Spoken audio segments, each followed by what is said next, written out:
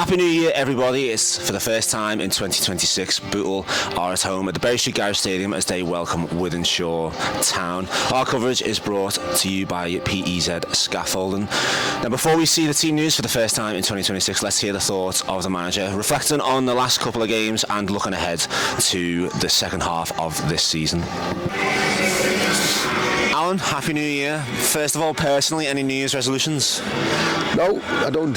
I just carry on as it is. Obviously, I don't really have it. I just want to be better than I was in 2025. Always improve. That's the only thing. On the pitch, do you want to see any New Year's resolutions from your team and the club? Do what we've done over the last 9 games.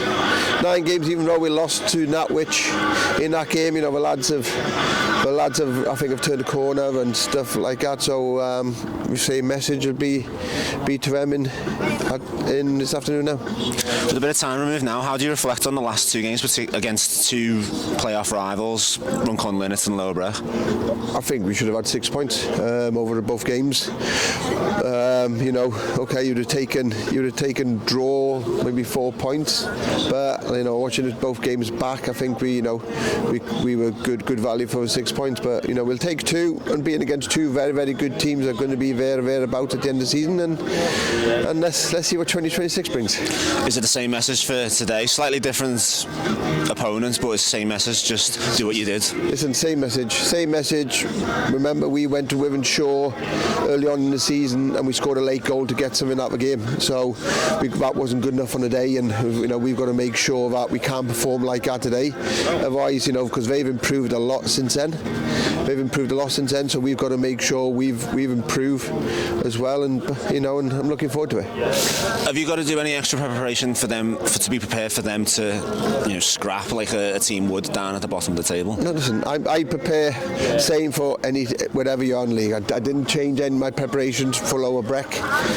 From Lower Breck to Runcorn Linnets to Wythenshawe Town today.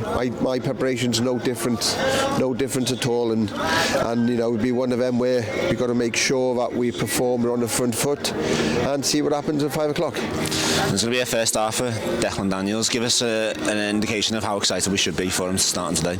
I don't know if he's starting yet.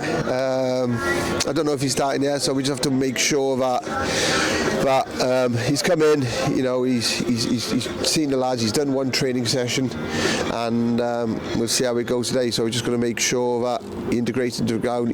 I know Deck. I don't know him personally, but I've known him scoring goals, because always where he's been at, his name pops up all the time in the goal scoring.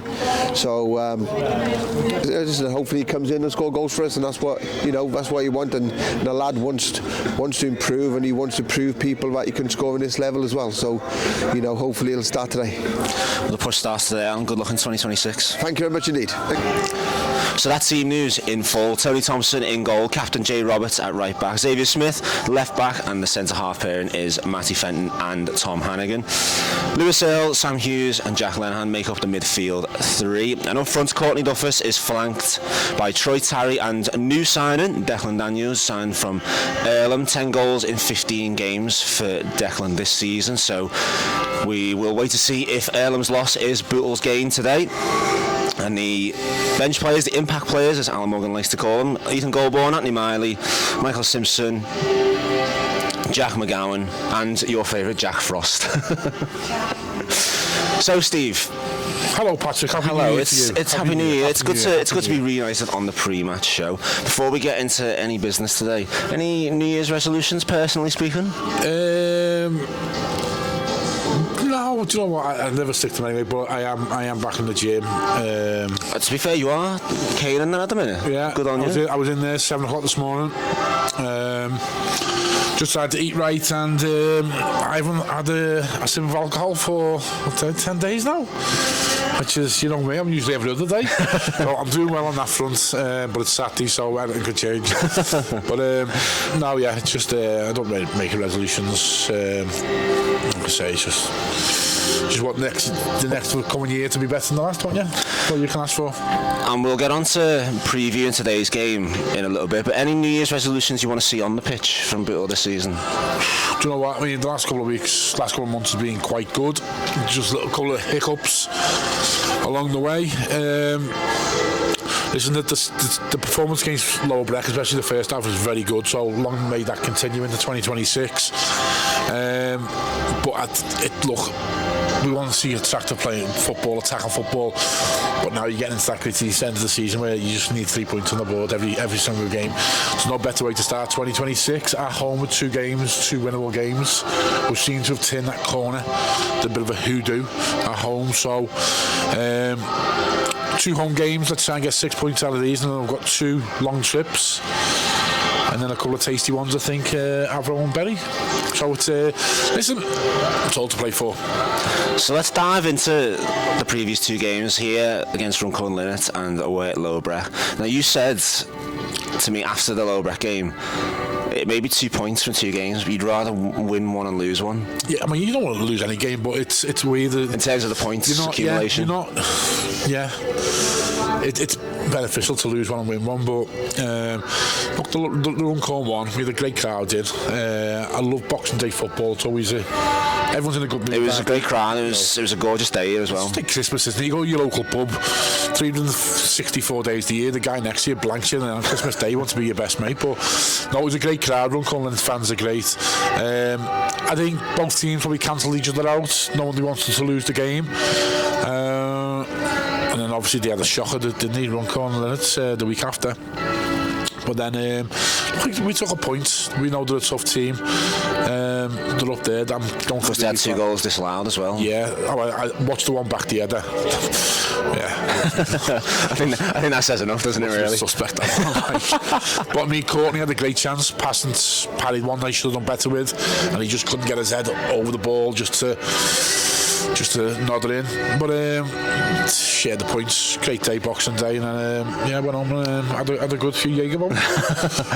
So then on to the following Tuesday, and it was a strange game at Anfield Sports Centre because it was a bloody cold one. It was very cold. In that first half, I don't know if you'd agree, it's probably the best 45 I've seen from Bootle this season, and for a while. It's up there with Mossley, definitely.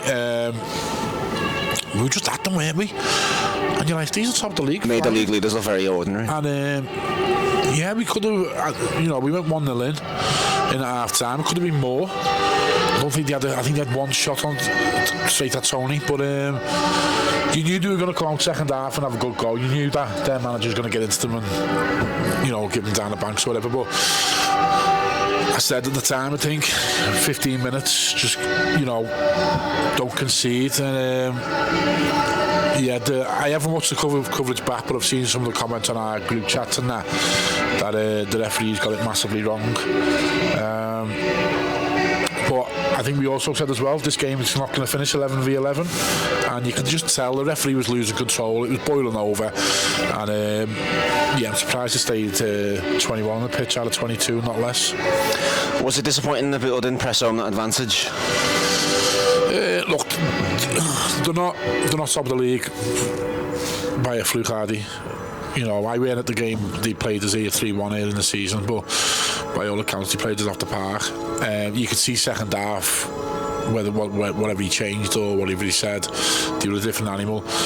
But just if the referee has got that wrong and he's bottled it, which I think that's the only way you can call it, because he was just surrounded and he's just made the decision, the lines were flagged, and then I think there should have been another red card.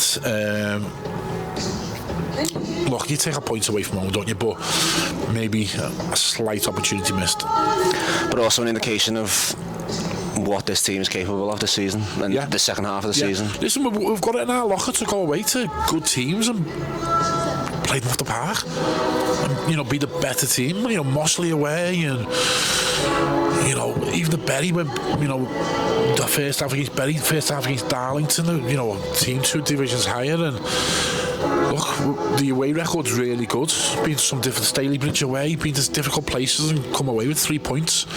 So look, we've got the squad to do it. We've just got to push on now and take every game at a time, but it's points on the board now.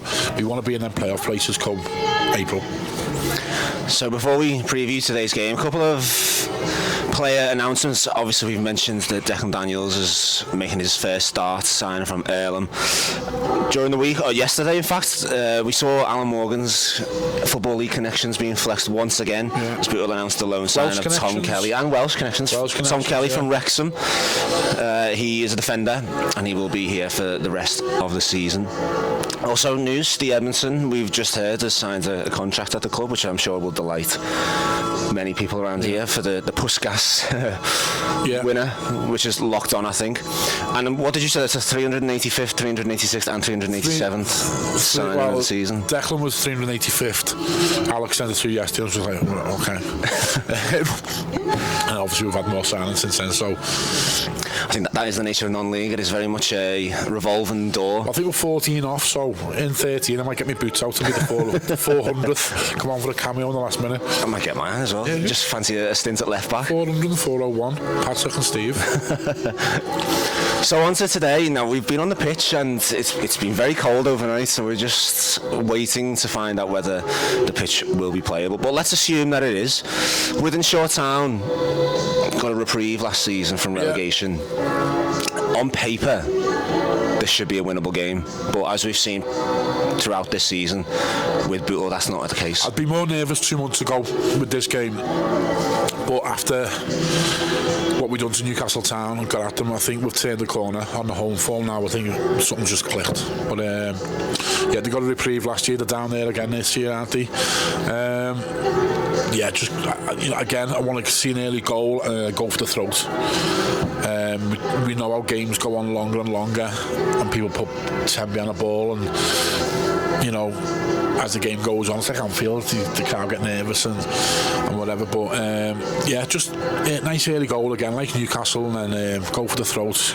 Don't set off. Do you think this is the ideal game for someone like Declan Daniels to make his first start? Look, I've looked at the stats in the last couple of years, and he knows where the back of the net is. You know what I mean? So he'll be eager. I spoke to him Tuesday.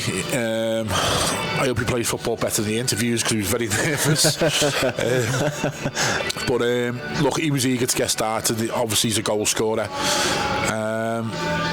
So hopefully anything to get off to a flyer today. But like you said, I mean, I was here Tuesday and the pitch was covered in water, but we're just a bit concerned about the bottom corner, aren't we? That hasn't got the sun. The one right in front of us, we await the referee's decision on that one. Yeah, you need a pair of ice skates on that at the moment, but let's see what the referee says. Now, is this fixture last season that Bootle secured their status in the Northern Premier League West for another season? We're very much far removed from that and in a better position? Yes. Going into 2026? Yes. I think we had a good start January last year, didn't we? We had the Stafford away and we had a couple of wins, and Mick looked like he turned the corner. And then we had some indifferent performances as well, which ended mixed rainbow. Yeah, I think we were always looking down rather than up last season. We are looking at. The thing is, the games we won on that stretch we went on, everyone won above us. We always just seemed to be 8th or 9th. We never got any momentum, but it's very tight at the top. 2 home games, 2 wins, 6 points. The big team taking points off each other, and let's see where it takes us. 5:45 or 4:45 next Saturday, as long as we get the 6 points. Now in the reverse fixture, which was all the way back in August, second game of the season, it was a bit of a drab affair, and Bootle rescued the points through the goal of the season contender from Ben Hodkinson. Now, my question to you is, has the loss of Ben Hodkinson through injury been lessened by players stepping up and the likes of Corny Duffus getting in the goals and Corny's stepped up. I think he's on more than Ben now. Ben's obviously quality, he scores every season that we've been here, and he's obviously got that persistent injury, but Steve Edmondson, young legs coming on, he's at the ground running. We had Jaden Sargent, he hit the ground running when he was here. Even Fuezi. He was gone to Prescott. He didn't look out of place, so I know there was a few questions when we were signing all these young people, and there's people on the group, not they can name their names, or why we sign the kids, but they give you the energy, don't they? And I remember Alan Morgan saying these lads who've been released, they want to prove a point to get back to where they think they should be. And I think it's been proved right since the Edmondson that we've obviously tied him down, because whether it's just club sniffing around or just his performances, and they've gone, right, you know what, we're going to protect a bit of an asset here. But yeah, I think it just gives us energy. And you know, Ben hasn't really, we haven't missed Ben's goals because they've come from other areas of the pitch. But don't get me wrong, can't wait for Ben to be absolutely, yeah. As soon as he's available, he gets personal. Just on your point about players wanting to prove themselves, we've seen in the week, didn't we, that Runcorn's Adam Mosley signed a contract with Wigan Athletic, so those pathways are there. That's what I was saying to you last week, that they signed a young kid on Boxing Day. He's gone to Wigan, that's who I meant. Oh, is that who? Yeah, right. Dude, on Twitter, Wigan fans, he was if it's the same lad, obviously it probably is. He was down at Silas Day. It was Silas Day scored, Silas Day scored, Silas Day, but they obviously don't release the names, do they? And they just all the Wigan fans, who's Silas Day? Can we sign Silas Day? And it obviously turned out to be him. But it proves, doesn't it, that there is that opportunity there if you impress at this level. Yeah. And it's not a slam door shut. No. There's listen, I've been involved in non-league football long enough to know that if you're doing well, you don't have to have a scout here. People will talk about it and they'll get round to the mates who support another non-league club, and then before you know it, there's a bit of a buzz about you. And there's if you're doing well and a young lad, people will know about it, and the right people will come to watch eventually. So yeah, it's a great platform for you. And it helps when you've got a manager with plenty of Football League connections. Yes, definitely. Prediction for today? 3-0, home win. Confident, I like it. Now, this isn't the only action taking place at the Berry Street Garage Stadium this weekend. Tomorrow, Sunday, after 42 days of waiting, Bootle's women's team will finally get their campaign back on track. Claybrow are the visitors here, so if you're a bit at the end of your tether on a Sunday, get down to the Berry Street Garage Stadium and support the women's team. Well, that's about it, really. 2026 off with a bang. Confident for the second half of the season? I've just got a little feeling we're going to stick a playoff place, you know. I think that there is a buzz around. That as you mentioned, that playoff race is really hotting up and getting very tight. It is obviously Laurel Brecker leading the way, but you've got Vauxhalls who are doing really well. Just signed Calvin Hare. Yeah. Runcorn Linnet, Michael Ellison, who knows how to win this league. And I've just seen, I think he signed one of his ex-Widnes players. Steve Miller, yes. Yeah. Obviously Berry, Tim Lees that took over, they seem to be doing well. A fantastic performance away at Stalybridge, which is no easy place to go. And then you got look, there's even teams 10 to 12 you can put a run together, you know what I mean? It's so tight, it's always so exciting, but I just hope we're in the mix this year. And I've just got a little feeling with the home form coming back, the game's falling the right way. We've got no midweek games as well, by the way.